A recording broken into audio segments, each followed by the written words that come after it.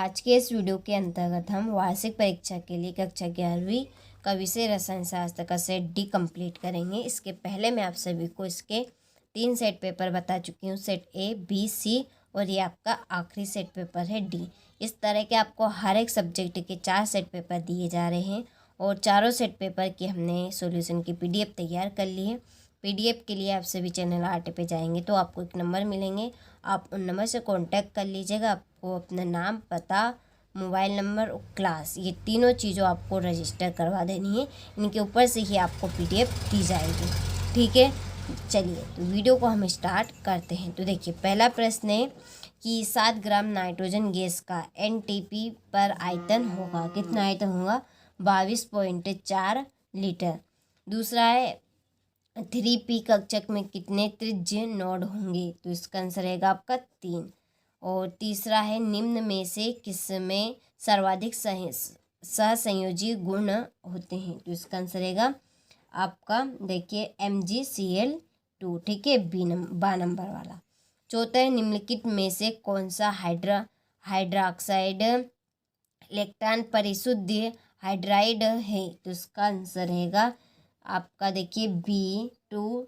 इसका आंसर रहेगा आपका CH4 सा नंबर वाला। पांचवा है त्रिकेंद्रित 2 इलेक्ट्रॉन बंधु किसमें उपस्थित है? तो ये आपके B2H6 में।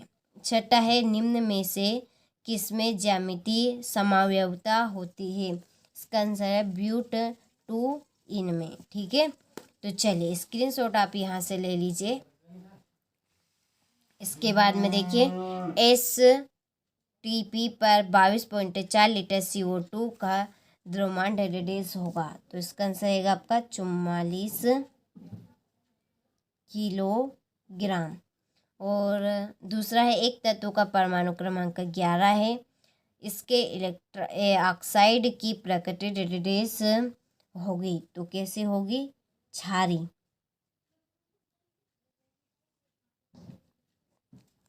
तीसरा है यदि कोई तत्व निम्नतम ऑक्सीकरण अवस्था में है तो वहाँ डेज दशा में होगा।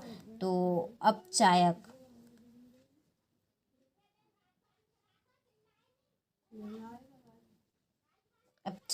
फिर है चौथा कार्बोनेट वायु में अस्थायी होता है जिसे अपघटन से बचाने के लिए CO2 के परिमंडल में रखा जाता है।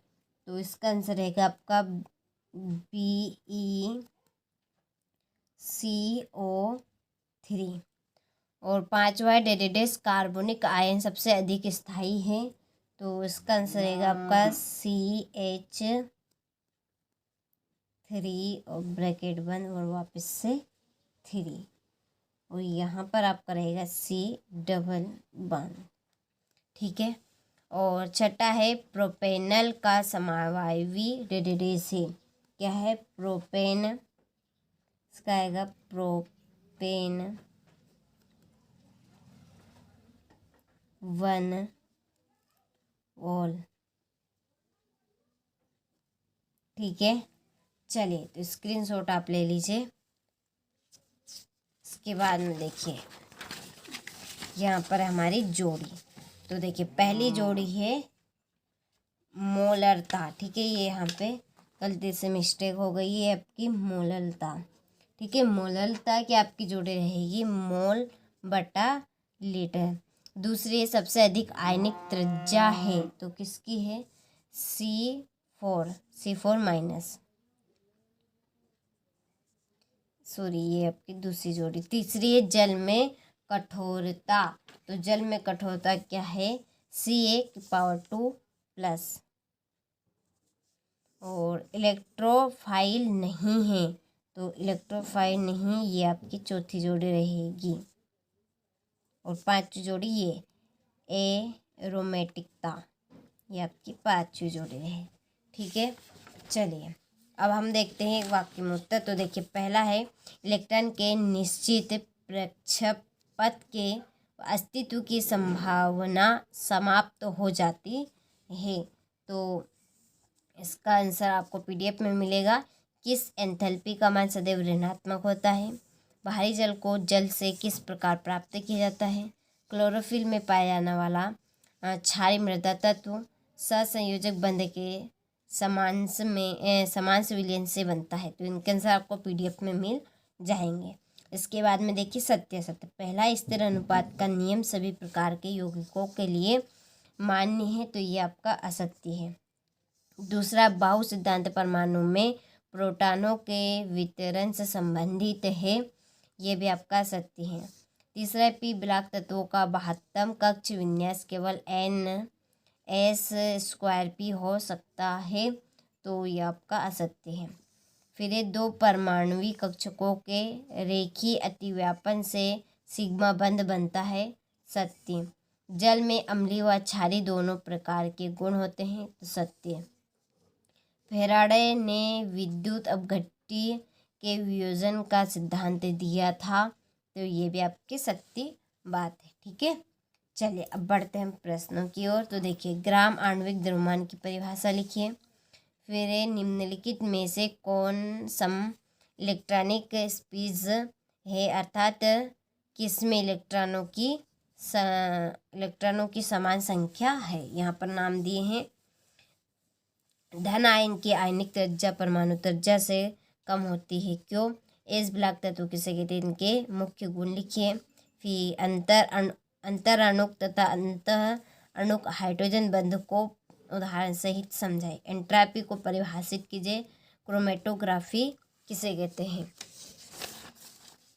इसके बाद में है ज्यामितीय समन्वयता किस प्रकार के यौगिकों में पाई जाती है, उदाहरण सहित समझाइए।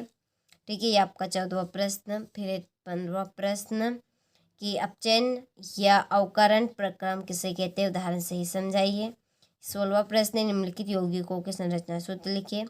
बेंजल्डिहाइड, एसीटोन, इथाइल एसीटेट और एसीटामाइड। 17वां प्रश्न है एल्किन बनाने की प्रयोगशाला विधि का चित्र सहित वर्णन कीजिए। ठीक है, बामर सूत्र क्या है, यहाँ हाइड्रोजन वर्णक्रम की व्याख्या कैसे करता है, और ये इसका अथवा है। चलिए थोड़ा सा जूम कर लेते हैं। ठीक है, ये 19वां प्रश्न और ये आपका 20वां प्रश्न। निम्नलिखित को समझाइए। पहला तो आपका खुला तंत्र, दूसरा है बंद तंत्र, विलगित तंत्र और परिवेश। ठीक है, चलिए तो आप सभी ने अच्छे से स्क्रीनशॉट ले लिया होगा। PDF के लिए आप जल्दी से कॉन्टेक्ट कर लीजिएगा।